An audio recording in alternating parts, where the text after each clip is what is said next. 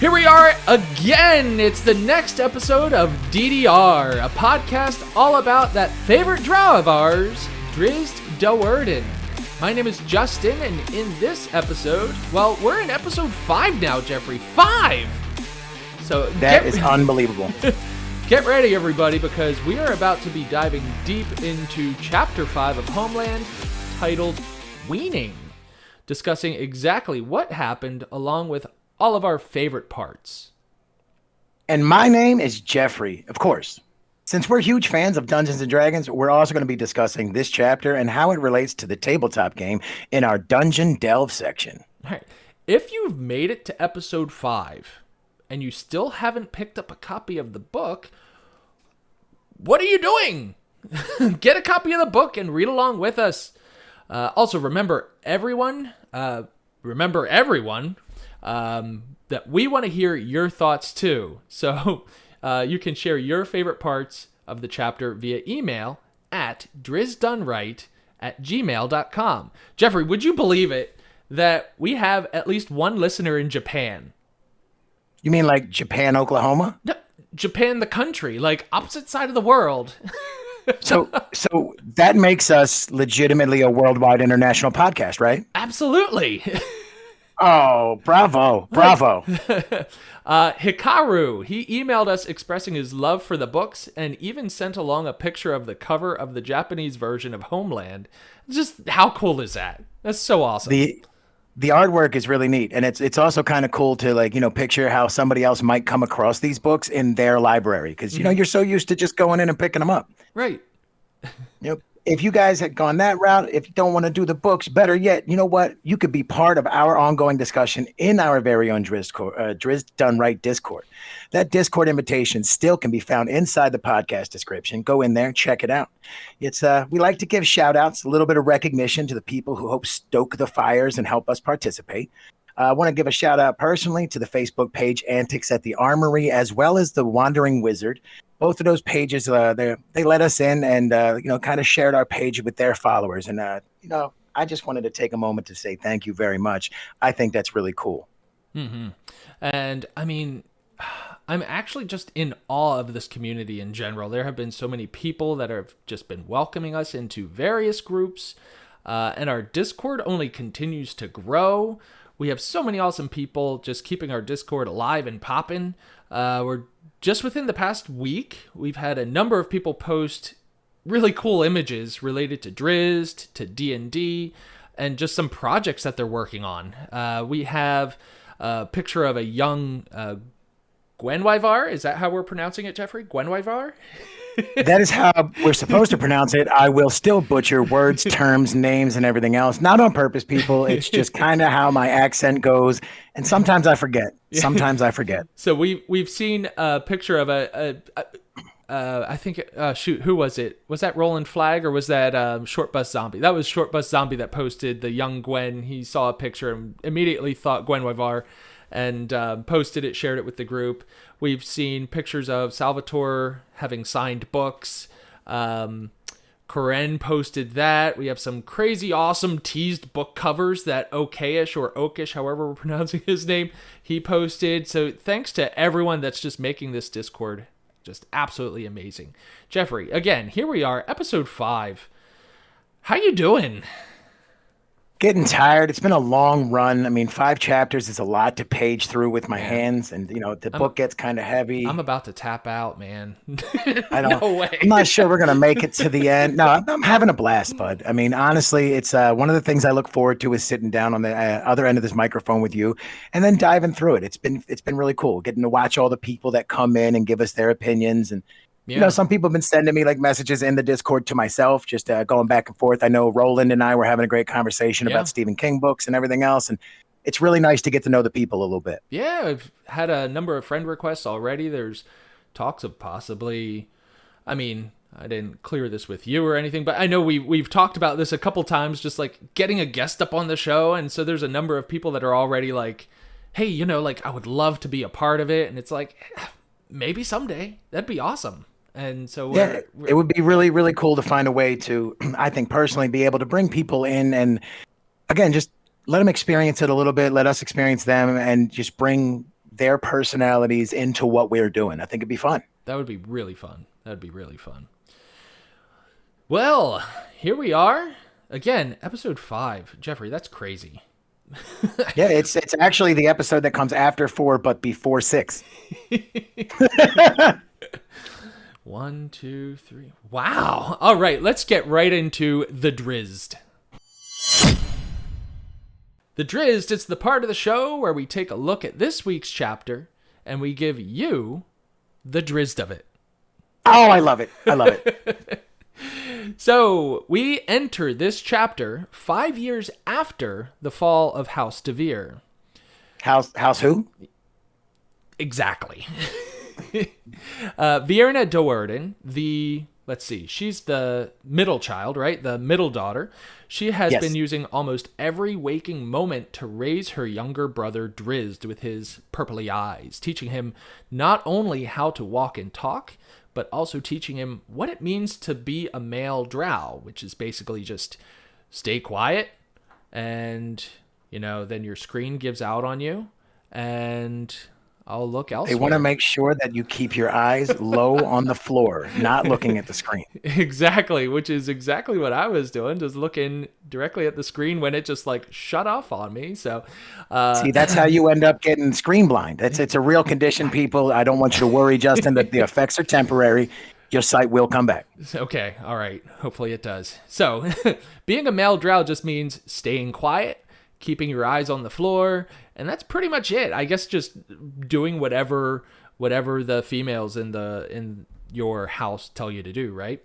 So Drizzt is now at an age, now he's 5 years old, he's at an age where Vierna is able to lessen her duties a little bit by putting her younger brother to work.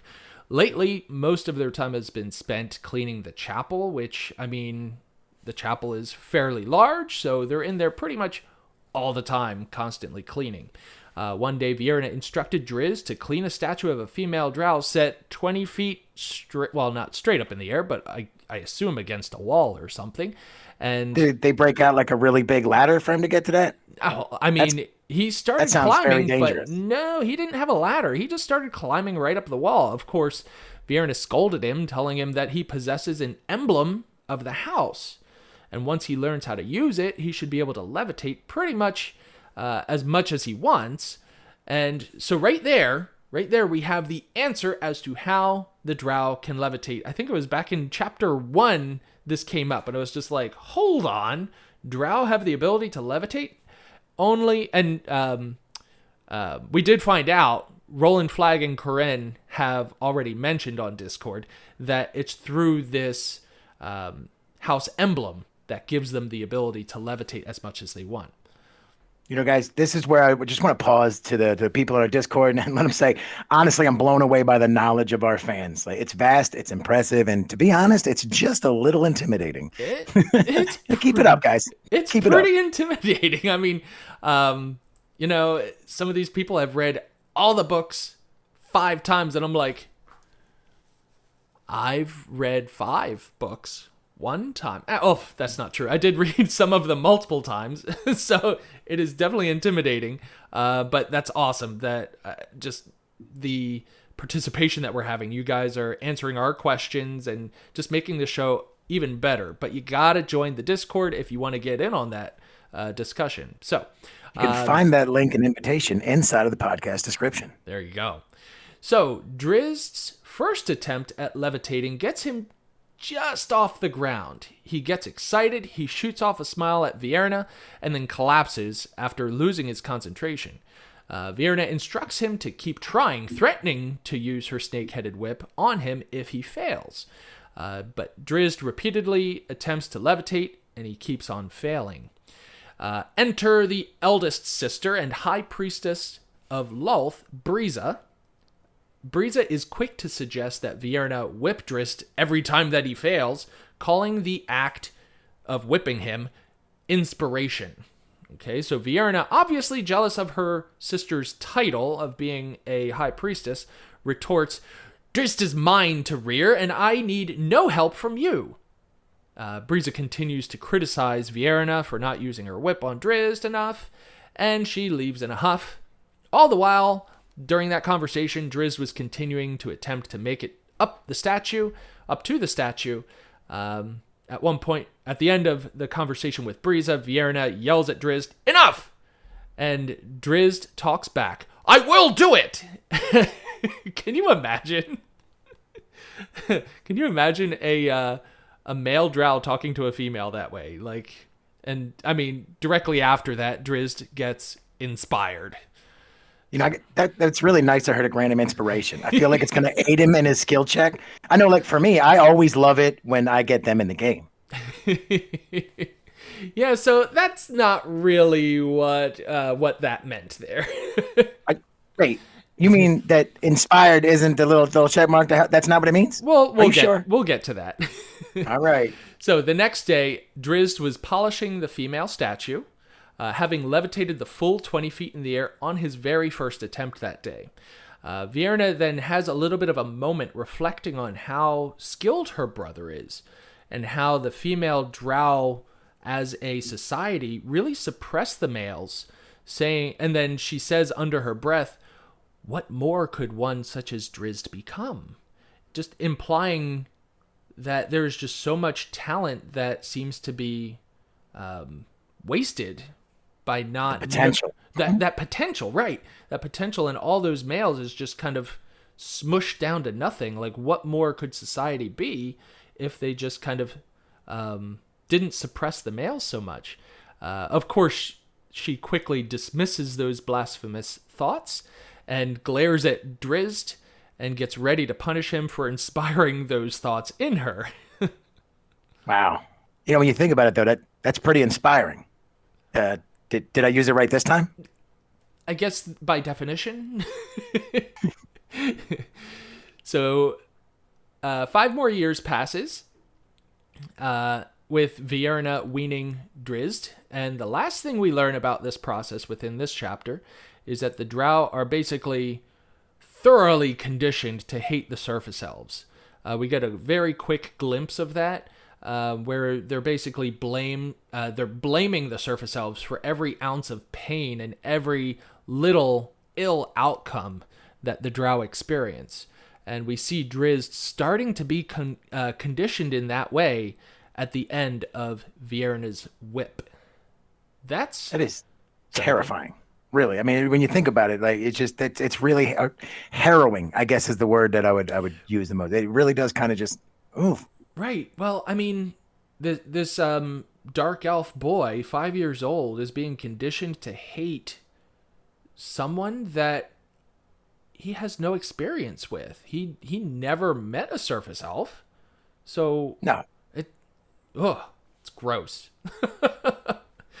All right. Well, sorry, go ahead. No, I was going to say with that, I'm going to go ahead and throw it into the dim light reel.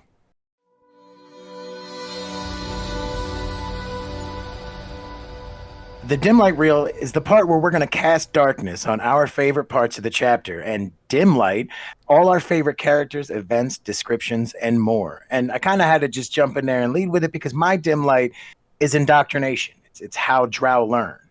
And going off of that, you know, I know it's going to lean into your part just a little bit. But what I found interesting in this chapter is actually the way that the Drow are weaned, like fitting giving the name of the chapter. The chapter starts by explaining that a Drow elf also has to be grilled on the precepts that bound the chaotic society together for males. Part of that is learning that they are inferior to the females. You know, you were talking earlier about doing what the female of that family says. And it's just kind of crazy that matriarchally, they get them at a young age and they do not allow any dissension whatsoever. And Drizzt learns lessons in obedience and servitude, often at the end of a whip, in order to properly reinforce this station. It's during his formative years that he's being shaped and molded into exactly what the females want him to become. Even though his weaned mother sees promise and potential in him, she understood the gain in beating a male child, particularly the male child, not just the obviously females are indoctrinated too, but the males get it another layer deep as they're just at the butt end of it all. Right. The end of the chapter really hits me hard when they say evil empires often bound themselves in webs of hate towards fabricated enemies, Yeah. and none in the history of the world were better at it than the Drow. From the first day they were able to understand the spoken word, Drow children were taught that whatever was wrong in their lives could be blamed on surface elves. I mean, whoa. Like, first off, the real world implications, Yeah. excellent. Excellent. Yeah. Like, if this was a political commentary on current day in life of other regimes and countries and stuff, it would still fit. But the fact that Yeah. this is the fabric of the world R.A. Salvatore is creating that's brutal. It Yeah. lends that the color in the background on the painting that is the Drow society. Like, it's the thing that kind of brings it all together is this hatred towards others and then blaming their mistakes. It's like, oh, Yeah. like, Makes you very uncomfortable. I know. I should say Corin or Corin, however we're pronouncing his name. He did change his name to Trevor on the Discord. Trevor, I know how to pronounce, but I know I know he was talking about I guess he's writing a book, a story, or his own story, and one of the things he was really kind of disgusted by, something that he didn't want to include in his book, was just this hatred for someone else based off of their race. And it's just kind of like, look at pretty much all of these fantasy stories, and you're going to have it in some way, and it may be something that is very uncomfortable to really feel or to immerse yourself in, but it makes for a good story, that's for sure. it does. And I think it hits home all the harder because you can see echoes of it in the world that we live in, like the Khmer Rouge. I don't want to get too deep into things, but Right. The political oppression of other people, or not just political oppression, but oppression of any kind. It's really, really just terrifying. It is. Like, really this terrifying. world, they've already shown us that the Drow are the most vicious, merciless race in the Forgotten Realms, really. And they're so cunning and devious, but it's not their fault. It's the stupid surface elves. Like, you can't even blame the Drow for being the way they are. It's the stupid, stupid surface elves. Oh man. Like, women Drow running the world, they blame the surface elves. Upset that you're worth so little? Surface elves. It allows the matriarchy to absolve themselves of any responsibility for their actions. I mean, Vierna has blasphemous thoughts. Not her fault. She blames Drizzt. Stupid males. Yep. And that goes right into what my dim light reel is. It's that the smile, right? So it's kind of highlighting Vierna and Drizzt's relationship. So within this chapter, we do get a little bit of a glimpse into their relationship. When Drizzt's feet start to leave the ground, when he's first learning how to levitate, he gets so excited. He just beams this enormous, huge grin over toward Vierna. And you just have to imagine, like, this little male Drow, 5 years old, and he's learning how to levitate. He's purely excited, and he's trying to make a connection with someone to share this joy, to look over at his sister and be like, hey, aren't you proud of me? And, like, if he would have done that to Breeza, he would have been whipped on the spot for, just looking in her eyes, let alone smiling and being excited in her presence. Luckily, Vierna's a little nicer. She just yells, foolish male, try again, because he ends up falling after that smile. Of course, she goes on to threaten him with the whip, but doesn't actually use it until he talks back to her later in the chapter.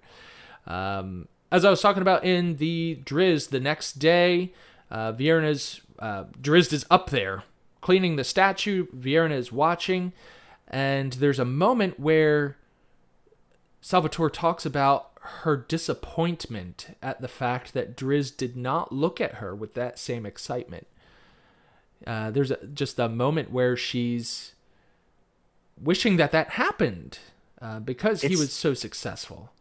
It's really like a fun play on emotions, right? Because what he does is he sets you up with this conveyor belt approach where it's like bad, bad, evil, evil, vicious, bad, bad, evil, vicious. And it's like, Ooh, by the way, there's a small vacuum where Vienna actually looks at Drizzt and notices that he's got potential, and she starts to want no, bad, bad, evil, Right. and it just comes back and hits you again, but like yanking you out of that moment by showing you that some Drow have inner thoughts beyond just serving the spider priestess and also, sacrificing the puny males, that there could be more to the existence than they're letting on. Right. It's really, I think it heightens the emotional peaks and valleys. I mean, it really makes you wonder what their relationship could have been if they would have been surface elves.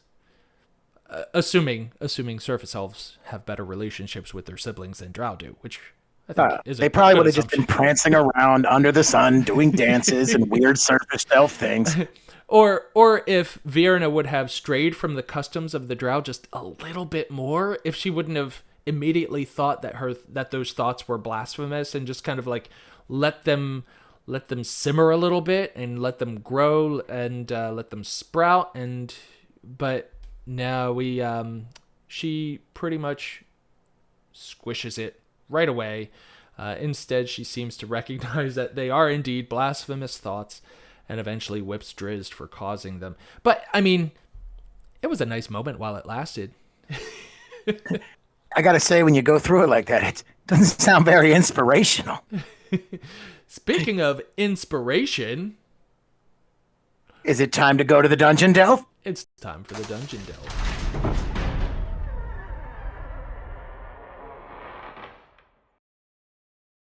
The Dungeon Delve is the part of the show where we link this chapter with our favorite tabletop role-playing game. For me, I actually did go with the House Do'Urden emblem that was mentioned earlier. I know that we had talked about Karen and Company. Now that I'm already past my notes, I apologize to the other people who've also mentioned it. But the house emblem, I thought it was pretty cool. It's this magical little coin, so I wanted to look a little bit deeper. It says that the emblem the emblem is magical, but it allows the innate power to be manifested more frequently. Most noble elves can summon the ability to levitate once per day. The emblem of the House Do'Urden allows them to do so repeatedly. So feel free to stop me if I'm wrong or correct me if I misstep here. But in 3.5, you had daily powers, like what they described. You can only use the power once, and then it's a full day from when you used it until when you can use it again, right? Okay. I don't know. I'm not familiar with the mechanics of 3.5, but it sounds familiar. Well, on my rudimentary research, that's what it told me. So, guys, if I'm butchering that, shoot me a message, leave it in our Discord. Come on in there and tell me I'm dumb. Hold on. I will take no offense. Hold on, Jeffrey. Are you telling me that you did some prep work for this show? I want to be a little too cool for school and tell you no, but yes, sir, I did. I got my lunch pail out, put in a little work, and hopefully bring in a little bit of knowledge to the people that they're going to enjoy. Awesome.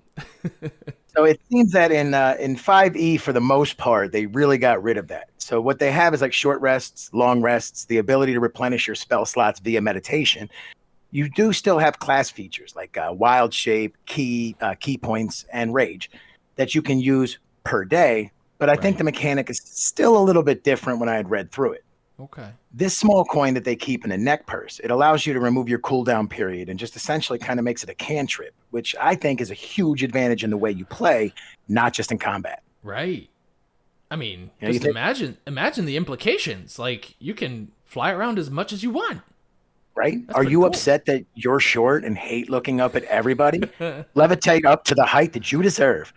You'd be a master thief, because what cat burglar wouldn't want to avoid precipitous climbs, just will themselves up to the third floor? I mean, when you look at the spell Levitate, it says you can cast it on yourself or another willing creature and move up to 200 feet per minute. So that breaks down to about 20 feet per round action, but only up or down. Right. So the difference between levitation and flying is lateral movement, which kind of makes sense. Right. Yeah, one of the things that came up, it's the term noble, I found to be neat as well. So the Drow are a result of selective breeding, at least according, again, to my rudimentary research. Oh. This means that the nobles are the more powerful, more adept Drow, which makes sense because they'd have more power over the selection process. You know, like Matron Malice, she's choosing Zachnafane from time to time. not because of the swooning romance that we see, at least not yet, but more because of his impeccable stock. Of course. Zach Nefane being the weapons master and the unrivaled warrior, it's going to give some advantages to the younger Drow. The random Drow lady on the street, she doesn't really have the same control to demand breeding. So noble Drow are superior in their ability. They can cast darkness and levitation at the same time, where common Drow could only do one or the other. Noble Drow can cast one or the other in sunlight, where common Drow will actually find it almost impossible to do either. So noble Drow, they also get an extra daily use every decade. So when you think most Drow can live up to like 700 years old, Whoa. After a minute, they're basically going to have unlimited uses. Okay. So for me, I think that 5e nerfed the emblem a little bit, made it a little bit more genetic in how it functions. But you can see that how this emblem is important and invaluable inside the book. Right. We should definitely make a stat block for that. Put that in my notes. This is one of the things too. Like, I know somebody had mentioned before about writing to Robert and asking him kind of how, cast darkness or some of the other spells would work, and he was explaining, I believe it was an Infravision, how it was basically a different D&D mechanics back then when he was writing the books. Right. And I just found that kind of fascinating. That was really cool. Yeah. Cool. All right. Well, we've talked a few times about inspiration through this. Throughout this episode, it showed up in the chapter a couple times. What's that? That's a whip. It's an inspiration. It's a whip. It's a whip. I figured it out. So inspiration. So within this chapter, Briza tries to persuade Vierna to give Drizzt some inspiration, which is implied to be his whip, right? And this is supposed to help him learn how to levitate quicker. And so what's kind of funny about all of this is that that Briza is talking. What Briza is talking about seems to function very much like inspiration that is found within 5e. So in 5e, whenever you attempt to do something, such as you're trying to attack with a weapon, or you're trying to cast a spell, you're trying to climb a steep slope, hide from an enemy, persuade someone, withstand extreme cold, etc., you roll a 20-sided die, and depending on your stats, you'll have a modifier to add to that roll. But then the total value is compared to a value that the player needs to beat. Some of these values the players will know, but most of them are hidden from the players for some added suspense. So if your roll meets or beats this hidden value, it's a success. So if you're trying to climb a steep slope, maybe you have to roll an acrobatics or an athletics check, depending on what kind of character you're trying to play, or depending on how you're trying to actually climb that slope. Depending on the steepness of the slope, the DM might say, okay, well, that would be a DC 15, so that means that you need to roll at least a 15 or higher after you add your modifier to it to get up that hill. Anyway, if you roll below that amount, then you're going to fail. You're not going to make it up that hill, right? So anyway, inspiration is something that a dungeon master is encouraged, he or she, I should say, is encouraged to award players that roleplay their characters well. Perhaps they choose to do something that the player knows is dangerous, but that maybe the character wouldn't know about, right? So the DM can say, hey, you're playing your character really well. Here's some inspiration for you. And it's not in the form of a whip, all right? On your character sheet. Are you just trying to tell the people at home that you don't whip the players in our campaign? Because I would say I've been inspired several times. But not with a whip. We play online. How am I going to play? How am I going to do that when we play online? So there is a little box on most 5e character sheets that the player can keep track of whether or not they have inspiration. I know when we used to play in person, I like to hand out something physical to show that you guys had inspiration. So like a whip. Normally it was just a poker chip I would hand you. But then what do you use inspiration for?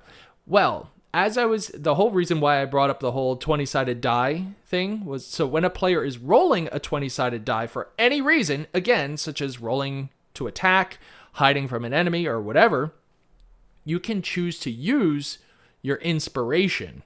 And when you use your inspiration, you get to roll 2 20-sided dice instead of just 1. The player would then take the higher value and use that for their roll, which increases their odds of passing the check or landing an attack or whatever you're trying to do. So, looking back at our story, after Briza visits Vierna, after Briza's visit, Vierna inspires Drizzt with her whip, right? Sort of off screen, we don't actually see it. But then the next day, he seemed to have used that inspiration on possibly an Arcana check, and he must have rolled very well, because not only was he able to levitate on his first try, but he was... I'm sorry, I misread that, but he was able to just levitate on his first try, right?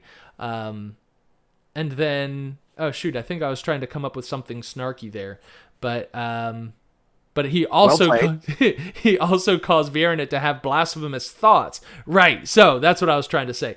So he levitated so well that he caused Vierna to have these thoughts that were just like, oh man, male Drow, like they have like a lot of skill as well. And so she started to, I mean, not really like question all that much, but just question a little bit how much the Drow society is missing just by suppressing males the way that they do. So was that possibly his first natural 20 that he rolled there, Jeffrey? I think so, because he was definitely above his, punching above his weight class by going ahead and hitting that statue cleaning, right. And then also affecting his, not his captor, but his wiener. We can't get through the episode without bringing that up. You children, she's his ween mother. The chapter's called Weaning. Wiener is totally a play on those words. And we were so close to the end, too, because that is going to do it for this episode. So thank you for joining us. And remember that if you like the show, please rate us on whatever platform you're listening on. I know we're on Spotify. We're on Anchor. We're on CastBox. We're on Google Podcasts. Jeffrey, you just got us on Apple today, right? On... what is that called? We are on Apple Podcast as well. We are on iHeartRadio. You can find it on just about anywhere I can find it. We're slapping it up there. I think we're soon to try to also go on Pocket Cast and Stitcher as soon as I can figure out the RSS feeds on them as well. Well, you said that we were also on Amazon too, right? Or on Audible. So, I mean, we're out there. So whatever you're listening to us on, give us a rating. Also, make sure you're getting the most out of this podcast, so get your copy of the book. Read along with us. Complete sentences and comprehensive vernacular can seem daunting, so feel free to pick up the audiobook. Give it a listen during your commute, at work, the gym, or even in the Mushroom Grove. When you've read Chapter 5, shoot us an email at drizztdoneright@gmail.com or log on to the Discord and join in on the discussion, which you can find the invitation link for in our podcast description. Remember, we'd love to hear from you. We would love to hear from you. But it's been a blast, Jeffrey. But now it's time to say goodbye. And just like that, the fun is over. It's time to pick up the toys and go home. So I bid you all a fond farewell. Play fair, be well.